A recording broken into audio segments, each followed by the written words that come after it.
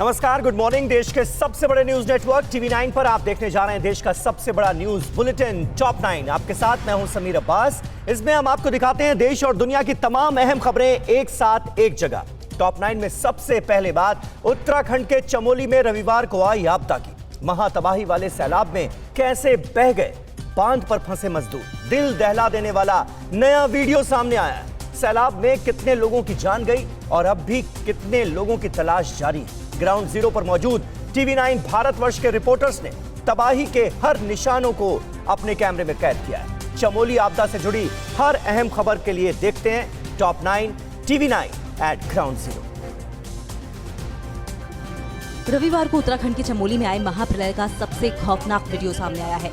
चमोली हादसे की दिल दहला देने वाले इस वीडियो में देखिए कैसे एनटीपीसी के पावर प्रोजेक्ट पर काम करने वाले मजदूर चंद सेकंड्स में मौत के मुंह में समा गए। अचानक आए तबाही के सैलाब की चपेट में आने वाले ये सभी मजदूर पावर प्रोजेक्ट के बांध के टॉप पर फंस गए थे।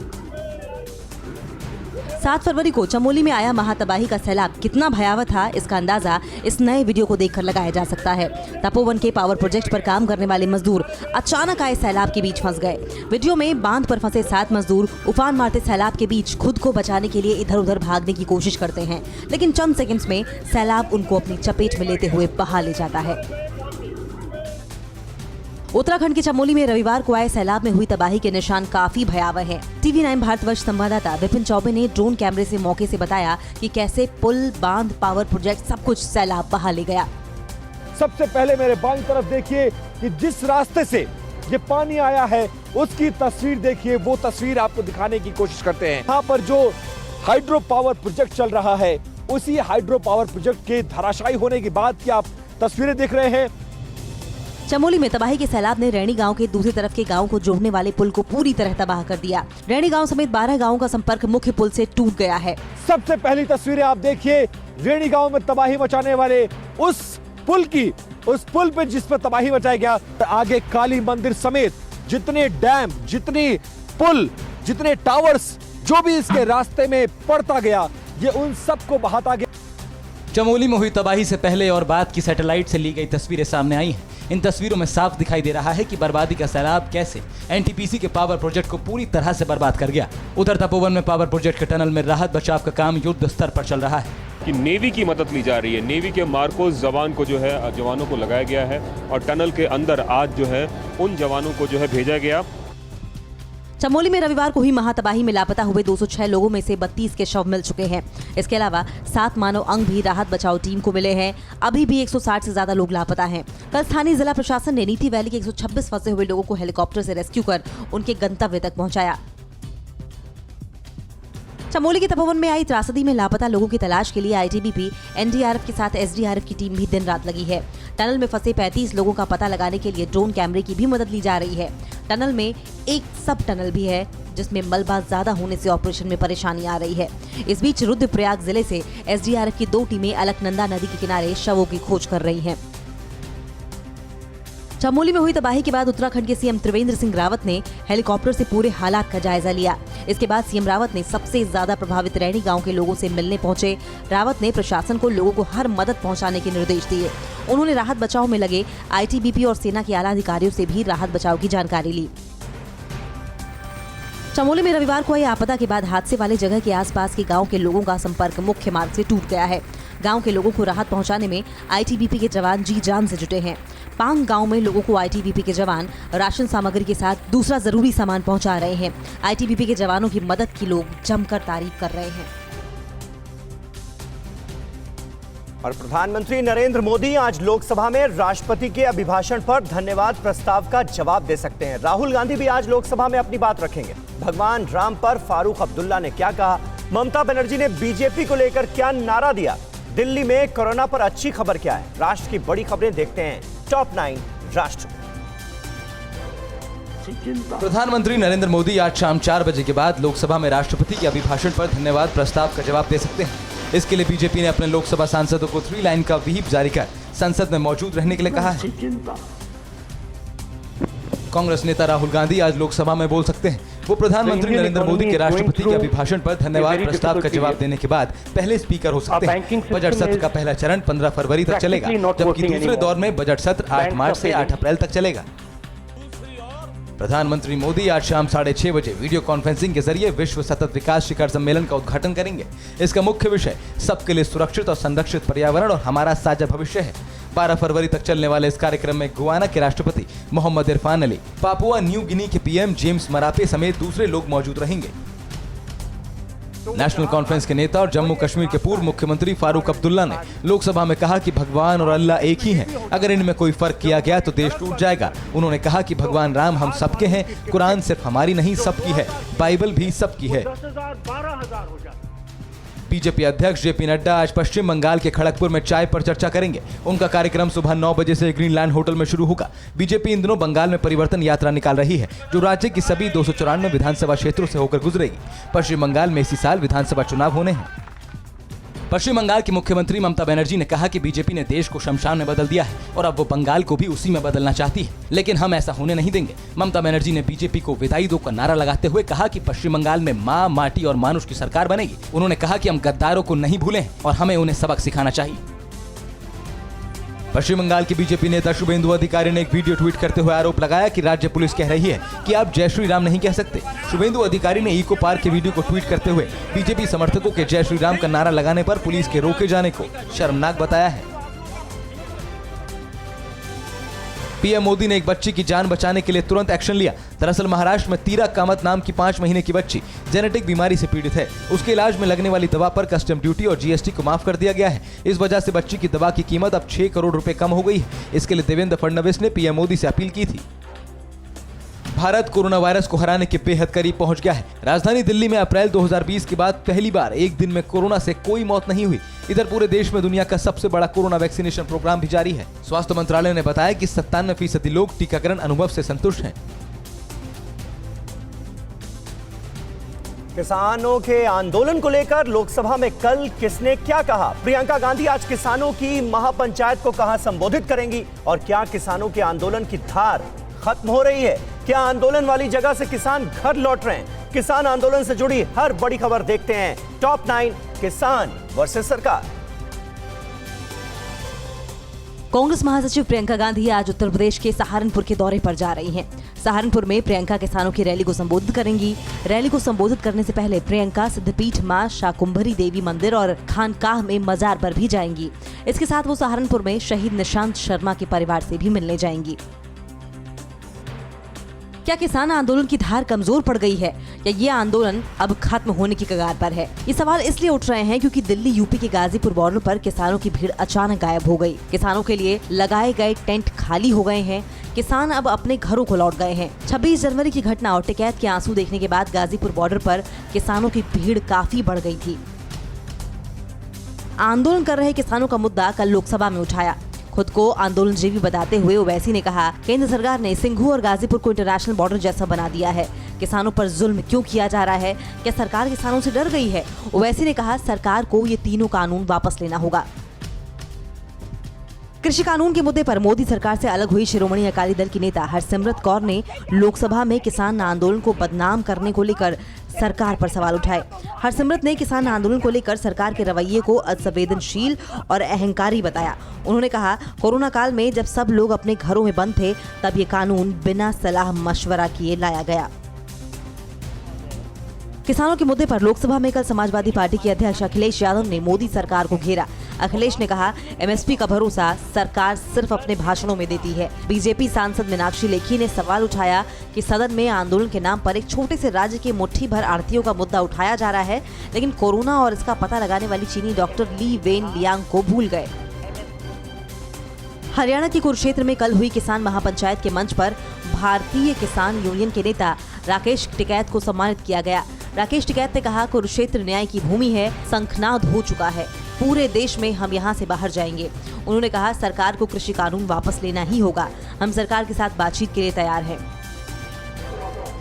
राजस्थान की पूर्व डिप्टी सीएम सचिन पायलट ने कल भरतपुर के बयाना में किसान पंचायत को संबोधित करते हुए कहा, चंद उद्योगपतियों की वजह से केंद्र सरकार किसानों का भविष्य अंधकार में ढकेल रही है। कांग्रेस नेता राहुल गांधी 12 और 13 फरवरी को राजस्थान दौरे में किसानों के समर्थन में ट्रैक्टर रैली करेंगे। किसानों के आंदोलन के बीच 26 जनवरी को हुई ट्रैक्टर परेड के दौरान दिल्ली के लाल किले पर धार्मिक झंडा फहराने और हिंसा के आरोपी दीप सिद्धू को आखिरकार पुलिस ने हरियाणा की करनाल से गिरफ्तार कर लिया। कोर्ट ने दीप सिद्धू को 7 दिनों के लिए पुलिस रिमांड पर भेज दिया है। सिद्धू 26 जनवरी के बाद ही फरार था। दिल्ली में 26 जनवरी को लाल किले में हुई हिंसा के मामले में दिल्ली पुलिस ने सुरजीत सिंह और रवि कुमार समेत 5 लोगों को बुराड़ी से गिरफ्तार किया। इस बीच किसान आंदोलन को लेकर ट्वीट करने वाली स्वीडन की पर्यावरणविद ग्रेटा थनबर्ग के खिलाफ एफआईआर दर्ज करने के बाद गूगल से टूल किट को लेकर जानकारी मांगी है। गूगल ने जांच में सहयोग करने की बात कही है।